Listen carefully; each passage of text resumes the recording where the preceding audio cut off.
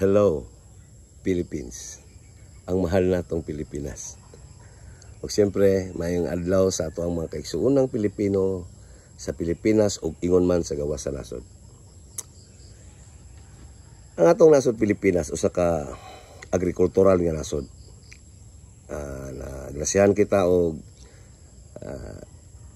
tabunok na mga kayutaan na pwedeng katamnan sa nagkadaiya o klase-klaseng pananom sama sa humay o ba humay nga diin mo nagunang konsumo sa katawhang Pilipino apan subo pamalandungon, subo paminawon ng usa ka nasod nga agrikultural, ang usa ka nasod nga dunay tabunok nga yuta, ang usa ka nasod nga mayorya sa katawhan humay ginakonsumo. Mao pod ang nasod na naguna sa pag-angkat og humay. O di ba? Panalo nga stepping. Mo na gitawag og ironic. Mo na naka ironic diha. Ironic ba? Ironic jud kayo kay agrikultural imong nasod nya mayorya sa katawhan humay ikaw nya naguna pug kang gaangkat og humay di. Ironic jud kayo. Unya ang ato ang mga mag-uuma in town padayon nakasinati padayon kasinati og kalisod kay tungod nagkadaghanas tong mag-uuma kawa man na nag-iyag yuta. Unya ang ilang abot ilang na-produce ikumparar nimo sa ubang nasod na moabot na humay dinhi sa nasod, relatively medyo mahal ikumparar sa humay nagikan sa nasod. Kay lambo man ilang production dito o dako ang ilahang production dito.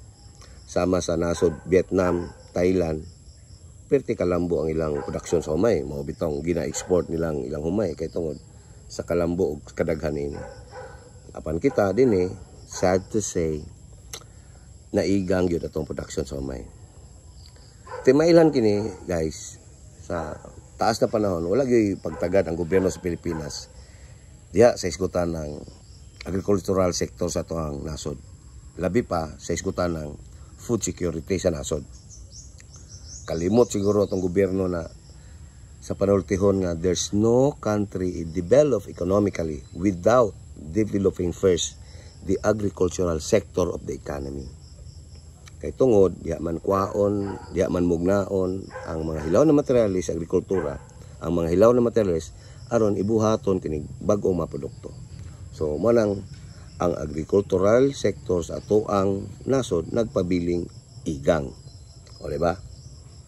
Pagpabiling igang, timailan ini, kay tungod, hantod karon kailap gyapon ang land conversion, crop conversion, nga dili tubag sa isgutan ng kakulangon sa pagkaon sa nasod. Labi pa sa humay. Mao nang nagpabiling mahal ang humay sa nasod Pilipinas. Og di yun masulbad-sulbad kung magpabilin kitang gaangkat. Og magpabilin nga adunay crop conversion o land conversion sa atong nasod. So mga kaigsuonan, nang hinaot kita na sa umaabot aduna kitay makaangkon kita o gobyerno nga adunay kasing-kasing aron tagdon ang agricultural sector sa atong nasod o siyempre pa ang hisgutan ng food security sa nasod. Alright.